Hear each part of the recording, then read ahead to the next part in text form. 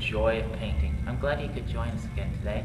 Let's dive right into this warm, wet episode as we run all the colors you'll need to paint right along with us across your screen.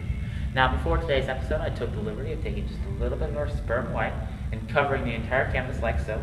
Just take a little bit on your fingers, rub it on in between like you normally would, and then just put it on the canvas and spread it out. Just rub it right on into the canvas, all over. Don't worry about adding just a little bit extra. We want the canvas nice and moist, like a fine tapestry of skin. Just rub it all in there. Yeah.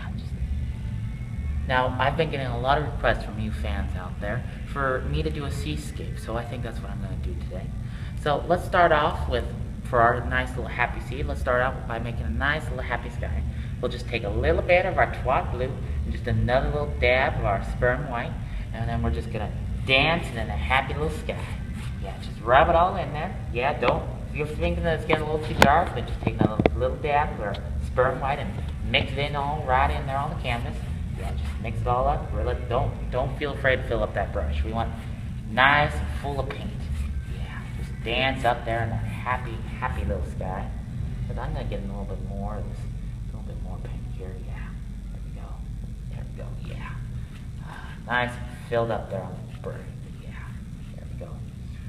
Now, I know a lot of you have been wondering where I draw all my inspiration from, and I've been getting a lot of letters asking me about how do I come up with all my wonderful paintings here on the show.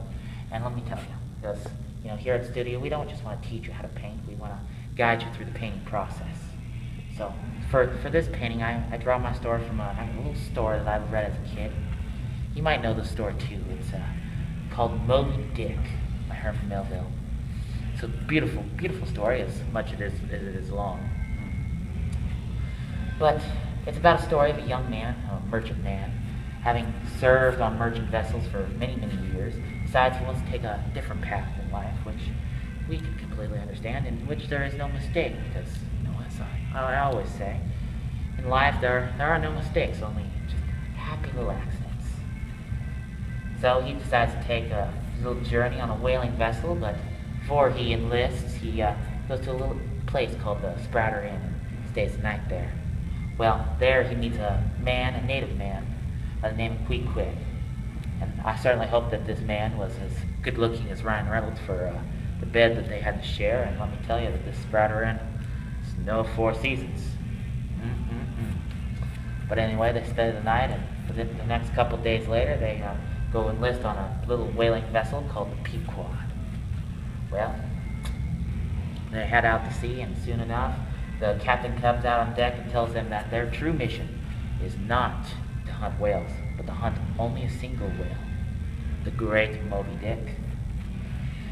So they send out a search for him, and while they're doing so, in 50 to 500 pages of absolute, utter nonsense, which I can't even understand. But, it's good reading. Ishmael tells us about all the little intricacies of whaling and all the little things that we might need to know about it, and tries to win us over to his side of the story. Anyway, sometime down the road, they come across another little ship called Rachel. Now that ship's captain is looking for his long-lost son on a boat that was lost at sea some days before, asking for Ahab, the captain of the Pequod's, help. Ahab turns him down, saying, no, that they have a mission to hunt the great white whale, Moby Dick. So anyway, they leave him, stranded out in the ocean, and move on. But the next day, they encounter Moby Dick. And after 3 long days of battle, Moby Dick rams the Pequod, sinks it, and with taking Ahab with him to the deep, dark depths, the only survivor, our good buddy Ishmael. I love that man. Anyway, he is saved by Rachel itself, that boat that they met earlier. So, yeah, that's where I draw this inspiration from. It's a great story, I think. It's really deep and meaningful, and just like this painting in this beautiful blue sky here, I think the sky needs some happy little clouds. Yeah, we need some happy clouds going in our happy sky. So let's take a little bit more of our sperm white and mix it with the Prussian blue. We're gonna go for a more of a lighter blue here. And then just take it on the canvas and then just dab it across. Mix it right in there on the canvas. Just twirl it around. Yeah. If you think it's starting to get a little dark, just grab a little bit more of your sperm white. Just a little bit more. Put it right there on the canvas. Spread it all over. Don't be afraid of it. Don't be afraid of it. No. Okay, let's make another happy little cloud. Yeah. These happy clouds, they're going to merge. I love good merging. Happy little clouds. Happy little clouds. Those are some happy little clouds. We need some darker clouds. Yeah. Angry clouds. Yeah. You always need good opposite in the paint. So let's take a little bit of our pubic black, a little bit of our twat blue, and let's just dab in there. Yeah. Angry clouds. All in there. Yeah. Very bitter clouds. Oh, I love those clouds, though. You know, they're very good. No, but they seem very familiar, don't you? I know where I recognize these clouds. They remind me of my first wife, Jan. How are you doing, Jan? How are you? I think I'm gonna whack off now.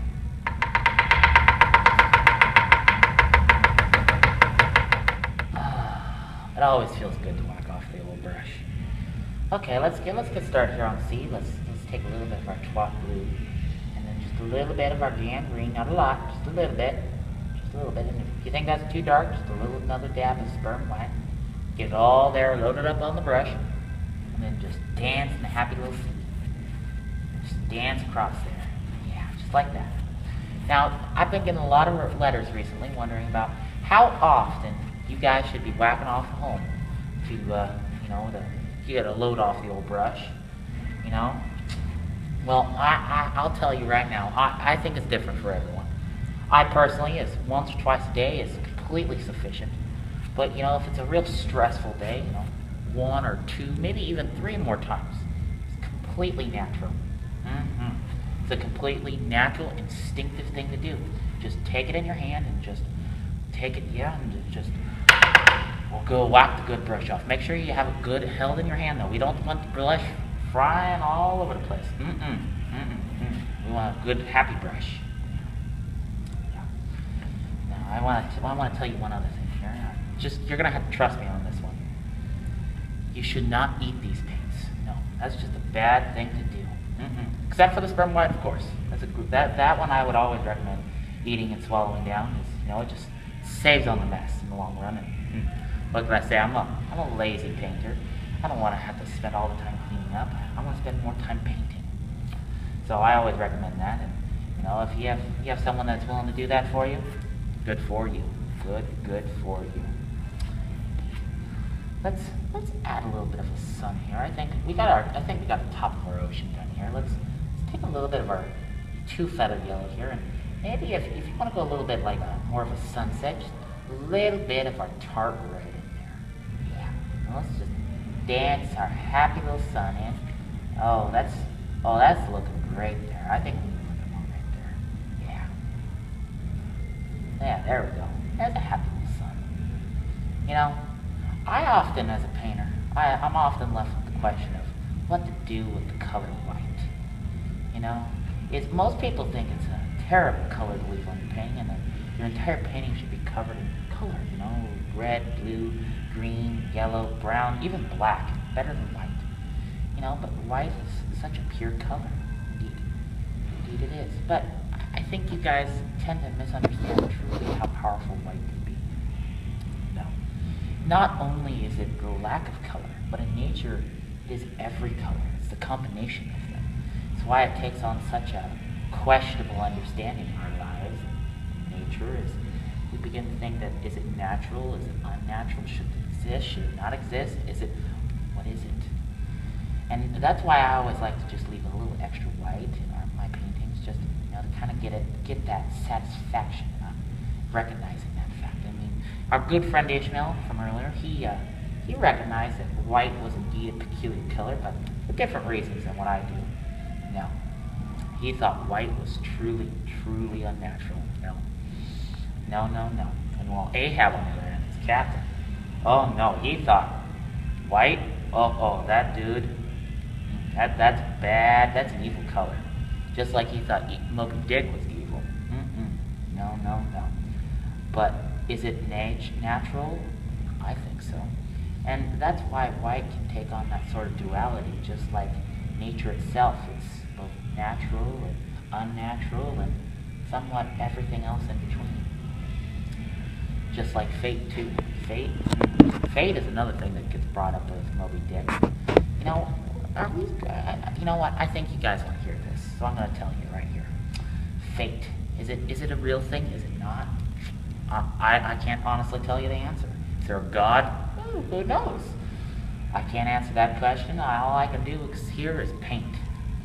But Ishmael seems to think that, the world's screwed up, so sit back in your hammock and relax and watch it go by, because one day you're going to die, and what the hell, man? But Ahab, he's going to give life, God, everyone the bird. He just wants to spit in the dealer's face and tell him to pound sand. Oh. Or Ahab, though. I think Melville was just trying to get at that, In the end, if you decide to say, screw it, fate, you're going to die. Especially being the Moby Dick, all-powerful natural force, man. Is he God? Is he nature? I mean, what is he? But he's a behemoth himself. Oh. But, my God, he's got a vengeful side, too. I mean, not only was he going after Ahab, and did he take his leg? We know very well he was going for something further up north. Do you know what I mean? Yeah, let's make a little happy start here. Yeah, let's add a little orange to that. Yeah. Just a little orange. Just a little bit. Okay, there we go. There we go. Fill up that brush. Yeah. There we go. Okay. But Moby Dick, it's really a deep novel. It has so much that can be understood and all that. But, that question of fate is, was the Pequod doomed for death? Well, Pequod literally translates to death, so in a certain sense they were. But were they because they thought they were doomed for death themselves, actually leading themselves down the path to their death? Oh, it's so confusing. That's why I like painting. Painting's not confusing. It's whatever I want to do in life. It's whatever. Yeah, I like that about painting. Yeah, let's finish this painting off here. Yeah. Okay. Yeah. There we go. Okay. I think we got ourselves a finished painting here. Indeed we do. Well, thank you for joining us. I hope you come back and join us next week for another episode of The Joy of Painting. Until then, bye-bye. God bless you, and remember, hugs, not drugs.